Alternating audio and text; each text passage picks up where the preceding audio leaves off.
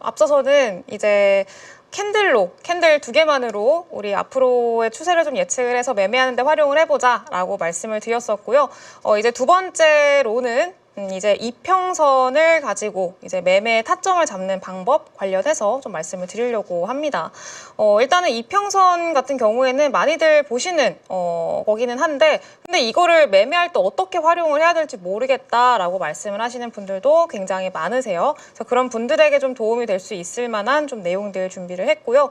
일단은 이동평균선이 뭐냐? 이거부터 이제 궁금해하시는 분들도 있고 정확히 잘 몰라요라고 하시는 분들도 꽤 있으셔가지고 한번 좀 짚고 넘어가도록 할게요. 일단 이동평균선이라는 건요. N1의 이동 평균값은 N1간 종가의 합을 N1로 나눈 것이라고 보시면 좋은데, 그러니까 만약에 5일 이동 평균선이다 라고 하면은요, 그러니까 5일 동안의 종가의 합을 5일로 나눈 겁니다. 이거는 뭐 예시를 좀 봐야 될 것 같은데, 딱 5개의 캔들을 제가 가지고 왔어요. 5개 캔들의 종가를 여기 상단에 적어왔는데 좀 작죠. 자, 일단은 종가 5개 종가가 이렇게 있는데 5개 종가를 다 더합니다. 다 더하고 5로 나누면은 그 값이 29만 2,900원이에요. 그럼 이게 5일 이동평균선, 이 오늘의 이동평균선의 값이 되는 겁니다. 그래서 이렇게 계산을 하면 되는 거고요. 20일 이동평균선은 20일치 캔들, 그리고 뭐 60일은 60일치, 뭐 120일은 120일치, 이렇게 좀 길어지게 되겠죠. 네, 그리고 이게 시간이 길어지면 길어질수록 5일선보다 뭐 20일선이 더 많은 데이터를 포함을 하고 있고, 더 장기간에 어떻게 보면은 좀 주가의 흐름을 반영을 하고 있는 거기 때문에 이 시간이 길어지면 길어질수록 조금 더 신뢰도가 높다라고 우리는 일반적으로 좀 판단을 하고요. 그리고 조금 더 나는 장기 투자의 성향을 가지고 있다라고 하시는 분들 같은 경우에는 그렇기 때문에 더 이제 장기 이평선, 121선 이상의 그런 선들을 보시면서 주로 매매를 하시고, 아니다 난 단기로 매매를 한다라고 하시는 분들 같은 경우에는 5일선, 10일선, 21선 이런 식으로 참고를 하셔서 매매를 일반적으로 하시는 그런 편이죠. 네, 그래서 5일선, 21선, 60일선, 121선을 주로 좀 중요하게 보는데 다 이름들이 좀 있습니다. 5일선은 단기선이라고 말씀을 드렸었잖아요. 심리선입니다. 일단은 이 일반 투자자들의 심리가 어떤지를 좀 보여주는, 그걸 반영하는 선이다라고 해서 5일선이라고 하고요. 그리고 21선은 추세선, 세력선이라고도 불립니다. 60일선은 수급선, 이건 중기 추세선이라고 보시면 될 것 같고요. 121선은 경기선이라고 해서 경기를 반영하는 장기간의 이평선이다라고 해서 이제 경기선이라고 이야기를 합니다. 그래서 이평선은 보통 우리가 매물대라고도 얘기를 하고, 매물대는 곧 지지선이라고도 얘기를 하죠. 지지선이기도 하고 저항선이기도 해요. 네, 그리고 예를 들어서 이제 5일선 위로 만약에 주가가 올라가잖아요. 그러면은 지금 여기 뒤에도 조금 그게 보이는데, 지금 이 핑크 색깔 선이 5일선이거든요. 이게 잘 안 보여서 제가 좀 살짝 그려드리면은 요게 5일선입니다. 5일선 위로 주가가 올라서면요, 5일간 거래한 투자자들의 평균 단가 위로 주가 상승이 이루어졌다라는 거를 의미합니다. 그렇기 때문에 5일 동안 매매한 투자자 대부분이 이 5일선 위에 있으면은 주가가, 그러면은 대부분이 수익 중이기 때문에 투자 심리가 안정돼 있습니다. 수익 중이구나 이러면서 이제 흡족한 그런 심리를 가지게 되는 거고요. 보유 관점으로 계속해서 홀딩 관점으로 가져가기 때문에 그렇게 대응을 하게 되고 조금 안정적인 상승 추세를 좀 끌어갈 수 있다라는 게 좀 특징이긴 합니다. 근데 만약에 반대로 5일선이 깨지게 된다라고 하면은 이제 단기적으로 좀 매매에 접근했던 사람들이 어떻게 보면은 본인의 수익이 깨질 수가 있고 수익이 마이너스로 전환되기 쉬운 그런 좀 애매한 가격권에 위치해 있는 사람들이 또 있기 때문에 그런 사람들의 매도 물량이 나오기 굉장히 쉽습니다. 단기적인 차익 물량이 나오기 쉽고 단기적인 손절 물량이 나오기 쉽다는 거죠. 그래서 5일선을 이탈하게 되면은 단기적인 변동성이 좀 생긴다라는 거, 그런 것들을 좀 참고를 해보시면은 좋을 것 같아요. 이거는 21선도 마찬가지고 60일선도 마찬가지고 121선도 비슷하게 우리가 우리가 생각을 해볼 수가 있어요. 그래서 주요한 이평선을 깰 때마다 조금씩 출렁이고 이런 모습들을 보이는 이유 중에 하나가 그런 심리들이 한 번씩 좀 깨졌기 때문이라고 생각을 하시면 될 것 같고요. 5일선은 워낙에 단기 이평선이기 때문에 사실 좀 깼다가도 금방 회복하고 이런 것들이 여러 번 반복이 됩니다. 근데 뭐 21선 혹은 61선, 121선 이런 식으로 신뢰도가 더 높은 이평선을 이제 깨면은 심리가 좀 많이 위축되는 그런 경우들이 좀 있고요. 그렇기 때문에 이제 그걸 다시 되돌리기가 굉장히 어려워지는 거죠. 그래서 보통은 뭐 이제 일단은 지지를 받는 그런 모습들을 많이 보이지만 일단은 이탈하게 되면은 다시금 거의 저항선으로 작용하게 되는 그런 양가적인 그런 모습들을 보이는 게 이평선이다라고 보시면 될 것 같습니다. 다만 이평선은 이제 좀 그래요. 그 자석 같은 거라고 생각을 하시면 좋을 것 같은데 이 계산하는 방법이 평균이잖아요. 말 그대로 이동 평균선이잖아요. 평균선이기 때문에 언제나 평균으로 주가는 회귀하려는 그런 움직임을 가집니다. 그래서 언제나 이평선과 주가는 멀리 떨어져 있을 수 없다라는 것들을 기본적인 어떤 좀 베이스로 깔고 가시면 될 것 같아요. 그러면은 대체 이 이평선을 어떻게 매매에 구체적으로 활용을 해야 되냐라고 한다면 가장 좀 원초적이고 오랜 시간 동안 신뢰도를 좀 받아온 그런 좀 방식이 있습니다. 바로 그랜빌의 법칙이라고 하는데 아마 많이들 들어보셨을 것 같아요. 이평선을 활용해서 매수와 매도 신호를 포착을 해보자라는 거고 이거는 이제 많은 분들이 활용을 하시면 좋은 게 일단은 이평선을 활용해서 매매를 하시면은 확실히 시장의 어떤 리스크를 최소화하는 측면도 있고요. 그 수익을 좀 극대화하기 위한 어떤 방법이기도 합니다. 그래서 이평선을 사실 무시하고 매매를 하시면은 매매가 제대로 되기가 조금 힘들기 때문에 좀 중요하게 보시면 좋을 것 같고요. 매수와 매도 국면을 4개씩 좀 나눠 놓고 있습니다.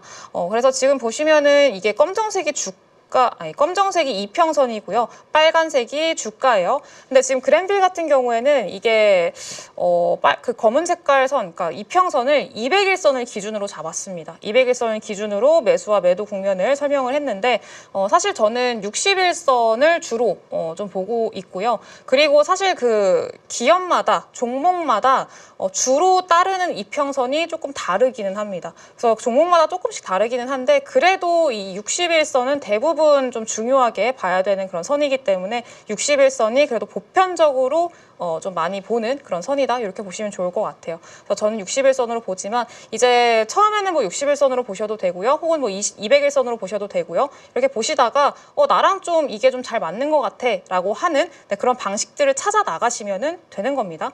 그래서 그거는 그렇게 참고만 해주시면 될 것 같고요. 그래서 구체적인 내용을 좀 보게 되면은 일단은 매수 국면에 대해서 좀 설명을 해볼게요. 일단 매수 1국면입니다. 매수할 때는 이평선 밑 그 검정 색깔이 이동평균선이라고 말씀을 드렸죠. 이평선 밑에 주가가 위치해 있습니다. 이거 역배열 상태고 과거의 추세가 역배열 추세였겠죠.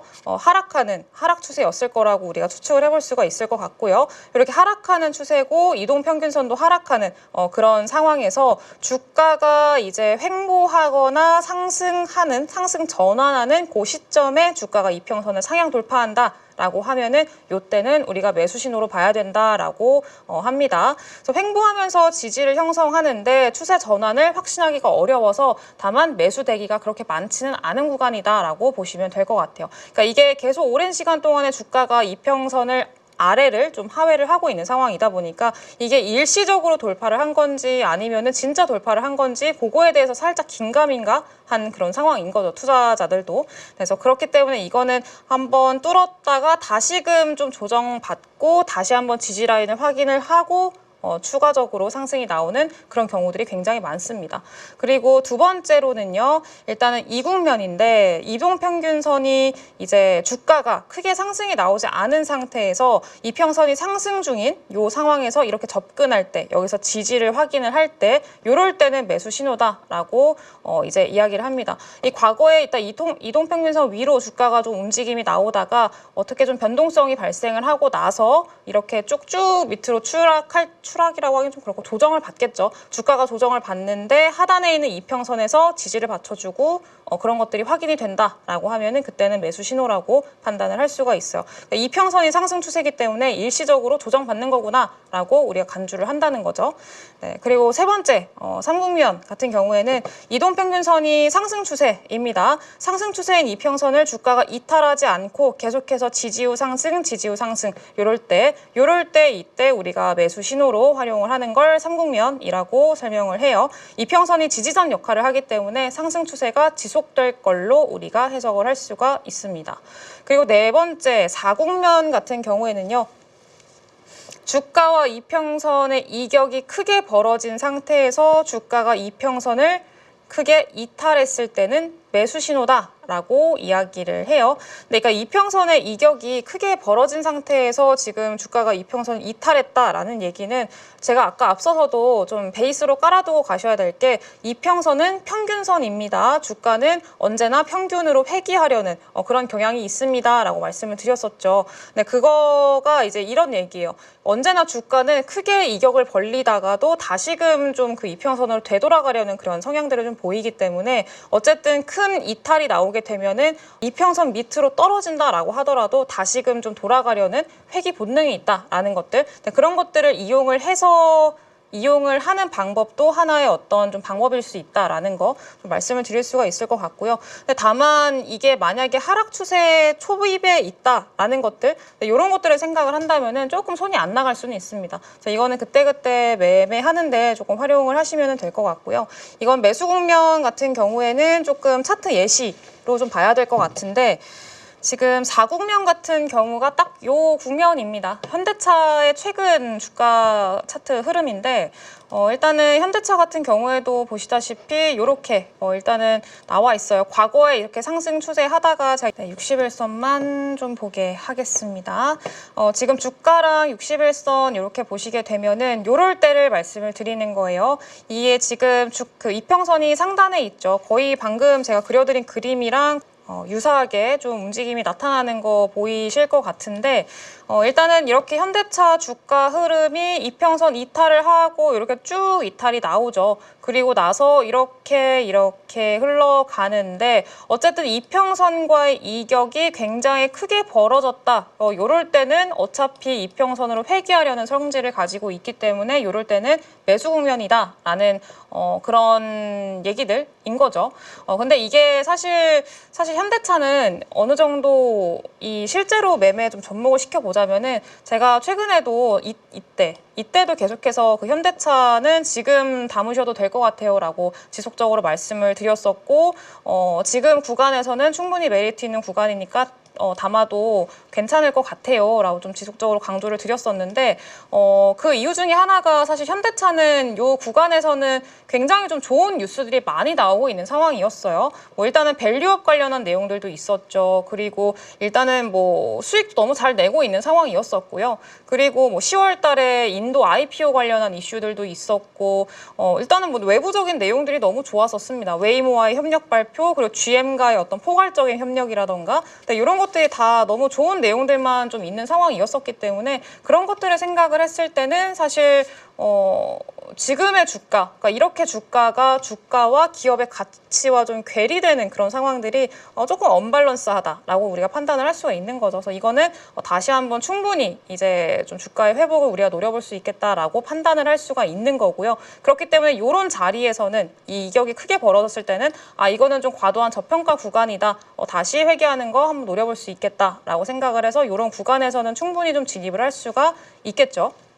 그리고 요때를 좀 보게 되면은요, 요때는 몇 번째 국면일까요? 이렇게 상승 나오고 요렇게 떨어질 때, 이거는 이제 매수 2국면이라고 보시면 좋을 것 같고요. 그리고 이렇게 다시 한번 좀 닫고 반등하고 요런 모습들, 요런 것들이 한 3국면 정도라고 우리가 해석을 할 수가 있을 것 같아요. 그래서 이렇게 이평선에 지지받고 반등하고 상승하는 이평선에 지지받고 반등하고 이런 것들을 계속해서 잘 활용을 하시다 보면은요, 매수 타점을 우리가 충분히 좀 안정적으로 잡아갈 수가 있고, 그리고 수익률을 좀 안정적으로 챙겨갈 수 있을 만한 그런 어떤 매매 전략이라고 좀 볼 수가 있겠습니다. 현대차는 그렇게 좀 활용을 해보시면 좋겠다. 현대차가 아니죠.